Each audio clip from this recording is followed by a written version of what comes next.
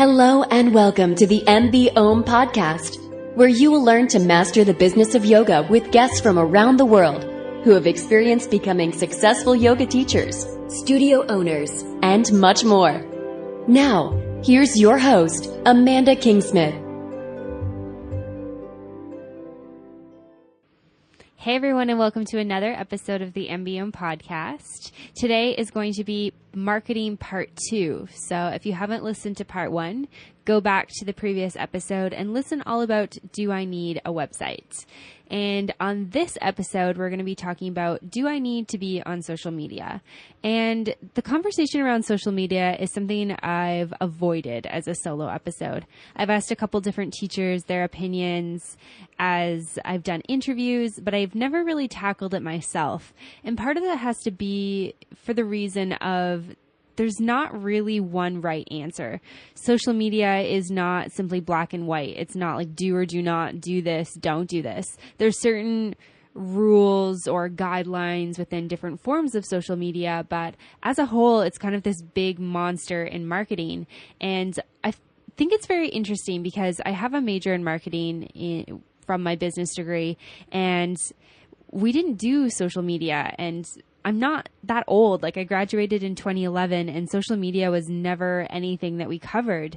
And it's been really interesting to see how big of a part social media has become in the marketing industry over the last couple of years. Like, I learned about things like advertising and direct mail and creating print ads, and sure, some of that stuff is a little bit relevant, but when it comes to being an entrepreneur and specifically a yoga entrepreneur, the biggest thing that you're going to want to look at is social media.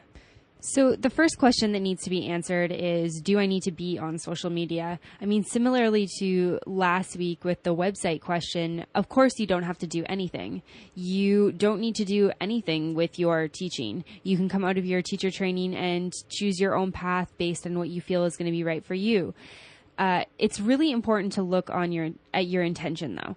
What is your intention with your career? And that's going to be the biggest factor when you decide whether or not social media is going to be something that you're going to take part in.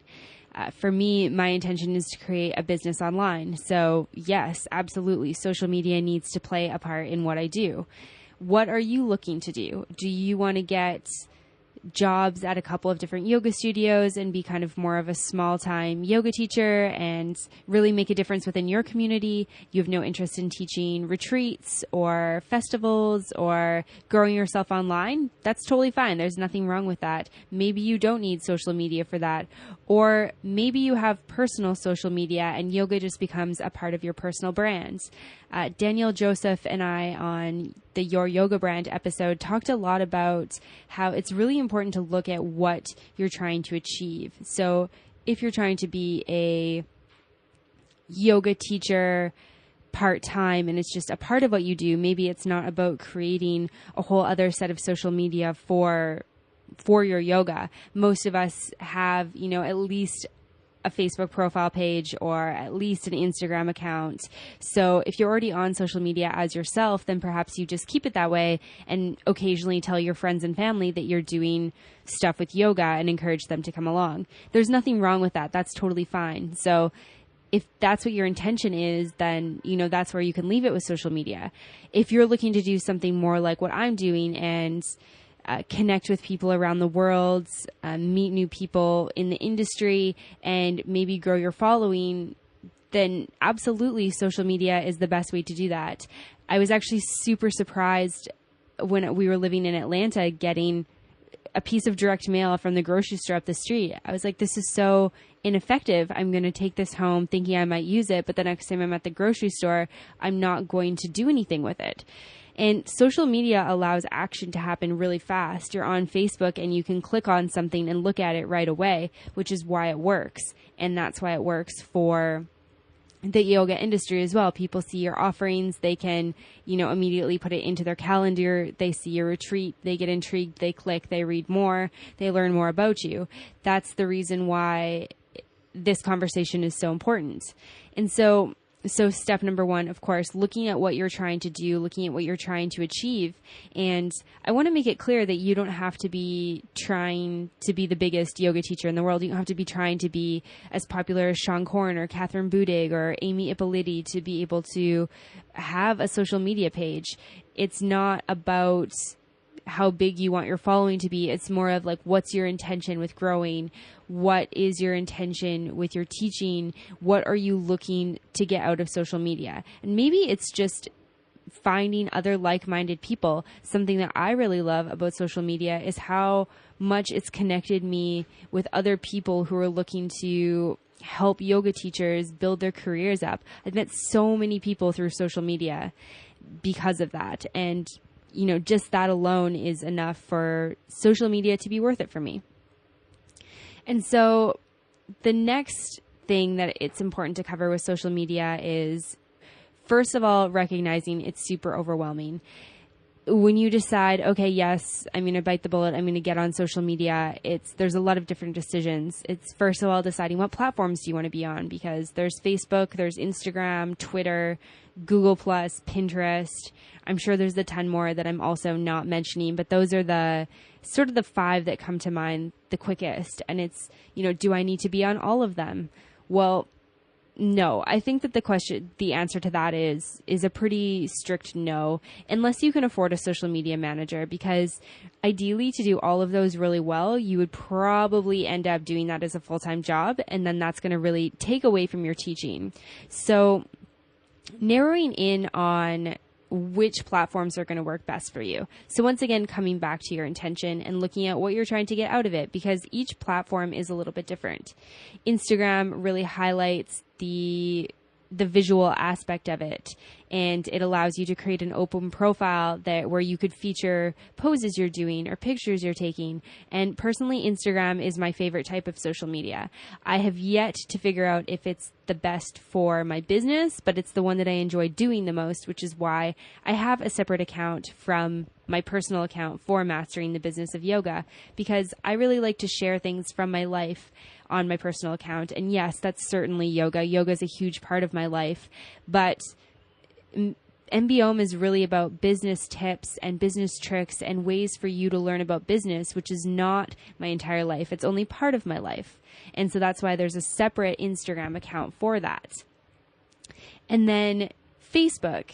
You can have a Facebook page. You can create a Facebook group. I'm a part of a lot of really great Facebook groups, and it's something that I've considered myself. Would a Facebook group be really beneficial for people who are listening to MBOM, and they can have, this place where they can come and talk to other people learning about business. So deciding what you want to do with the platform is huge.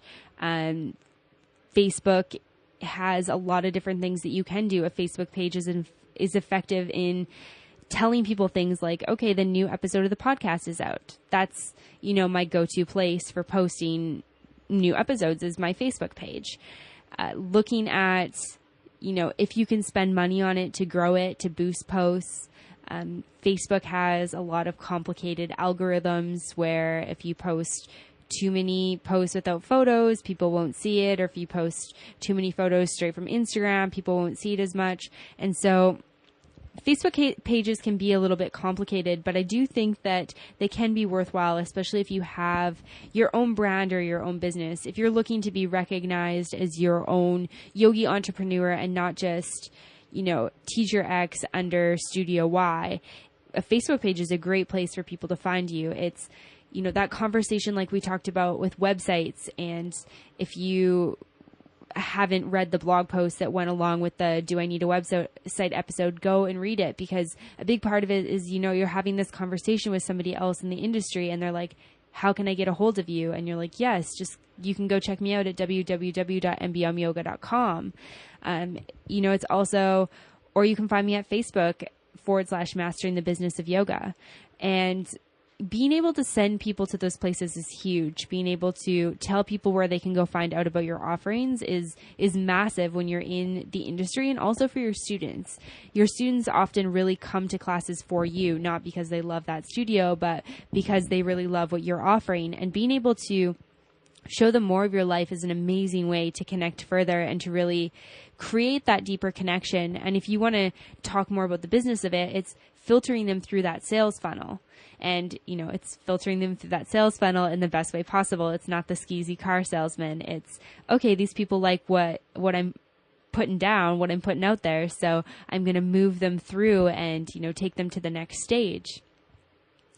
And so then there's Twitter. Twitter is a social media platform that I've never personally felt super fond about. The only time I've ever really used Twitter actively is if there's some sort of natural disaster or something like a power outage happening. When we were living in Canmore, the power went out and I went on Twitter to find out because it's instant news. Other than that, I post stuff to Twitter. I send it automatically to Twitter. I created a Twitter account for MBOM, but I've honestly done almost nothing with it to the point where I don't even know why I have it. And yeah, if you're not already clear on this already, I'm not an expert on this. I'm somebody who's experimented with social media and I've figured out kind of what works for me, what doesn't, and I'm still learning and growing with it, which is what I really encourage you to do. I encourage you to look at what the different platforms have to offer and see what works for you. I remember talking to Jules Mitchell and she was saying how Twitter's the quickest way to find her because Facebook distracts her. Her Instagram's a blend of yoga and her personal life. And Twitter's this place where she can answer really quickly. It's short, it's sweet, it's easy for her. In fact, she prefers that to email. So in her automatic responder to your email, it says, if you just have a quick question, tweet me. And I think that that's super cool that she's using it for that. It's great to figure out what's going to work for you in your life. So, look at those 3 major platforms and figure out what's going to work for you. As for Google Plus, I don't have a ton to say about Google Plus because I don't really use it. Do some research and see if it's somewhere where you can create value for your audience. I don't think that it's the best platform for people in the yoga industry, but I do think that there is some value with Google Plus, and you can also auto post stuff there. So especially if you have maybe a yoga blog or you do a lot of writing in the yoga industry, that could be somewhere where Google Plus could be really valuable for you.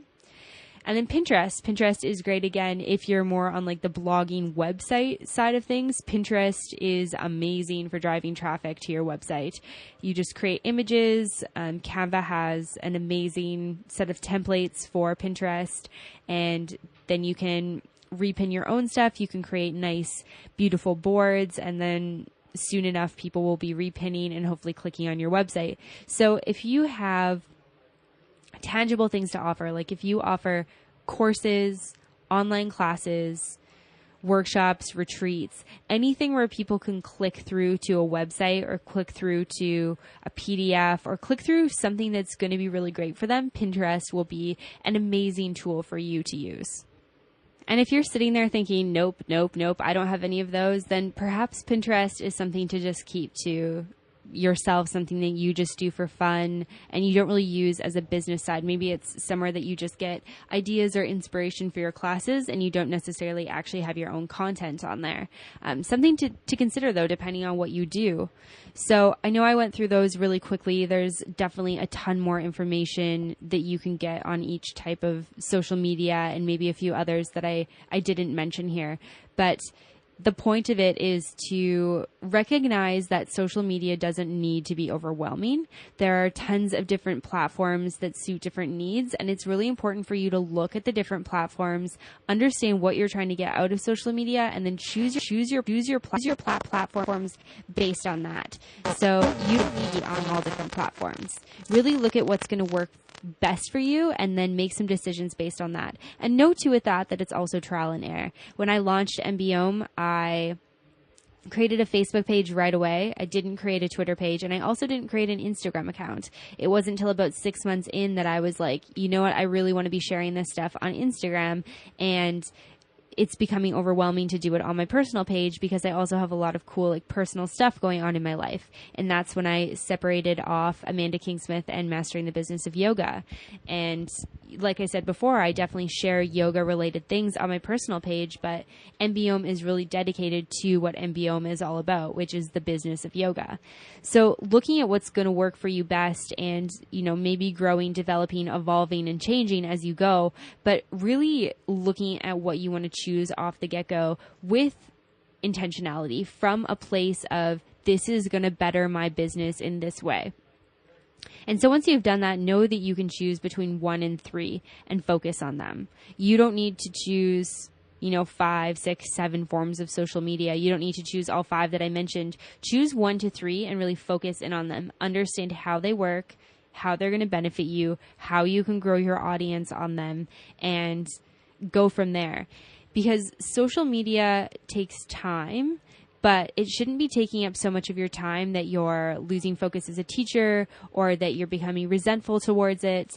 It's the type of thing where if you have a Facebook group, you can schedule your posts in advance. If you have a Facebook page, you can schedule your posts in advance. The only thing you can't do is you can't reshare. You can't schedule reshares is what I'm trying to say. With Twitter, you can also schedule in advance. With Instagram, you can't schedule in advance, but there are some great tools. So IFTTT, if this, then that, has been mentioned quite a few times on the podcast, is great because it allows you to create different formulas. So if you post to Instagram, then it'll go straight to your Facebook page, et cetera, et cetera. So figure out how you can streamline your social media.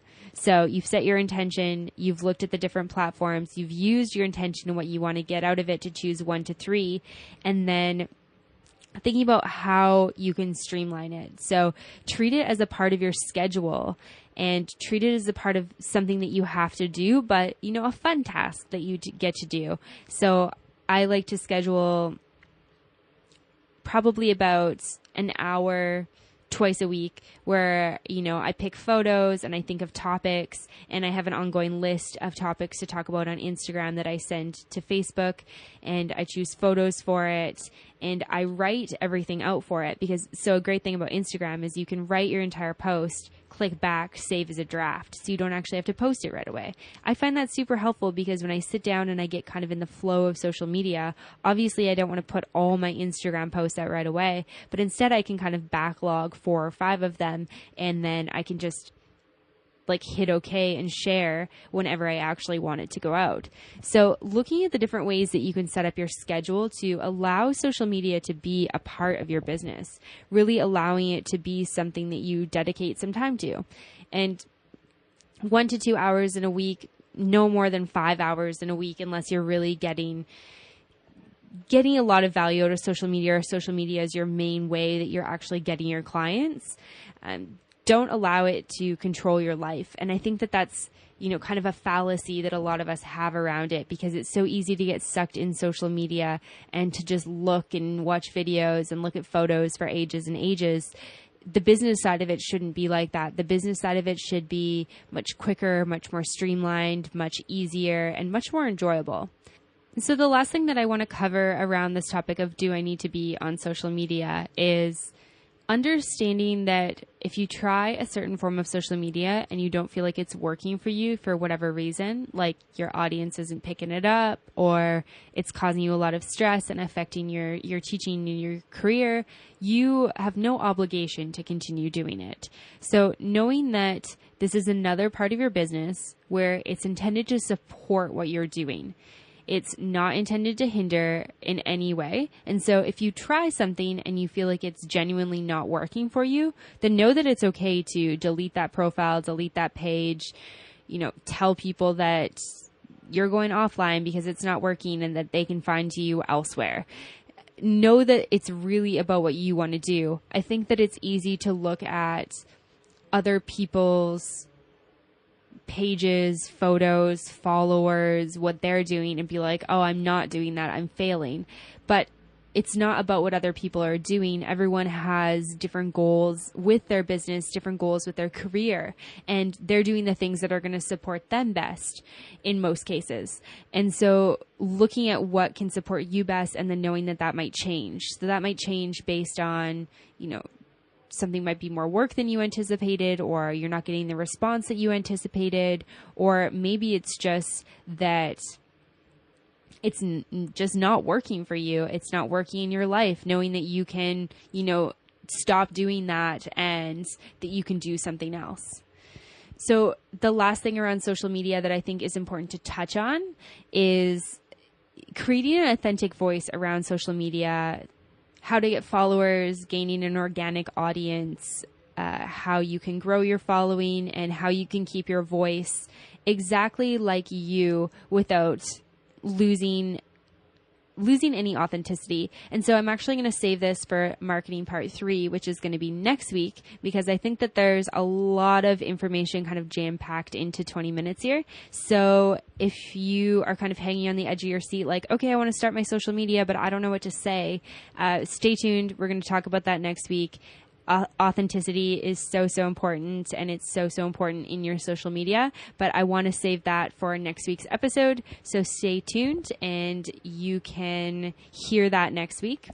In the meantime, I just want to remind you that I'm still offering complimentary coaching calls for my listeners, and you can book that at mbiomyoga.youcanbook.me, and there is a link on the show notes at www.mbiomyoga.com. And just in relation to websites, I was inspired to do the websites episode because I just redid my website. So the copy's not completely finished on it yet, but it's getting close, so go take a look. If you have any questions or comments or feedback, definitely let me know. And then on the topic of social media, go and follow along with MBOM on social media, or on Facebook at Mastering the Business of Yoga, and Instagram at Mastering the Business of Yoga. And as always, thanks so much for listening, and namaste.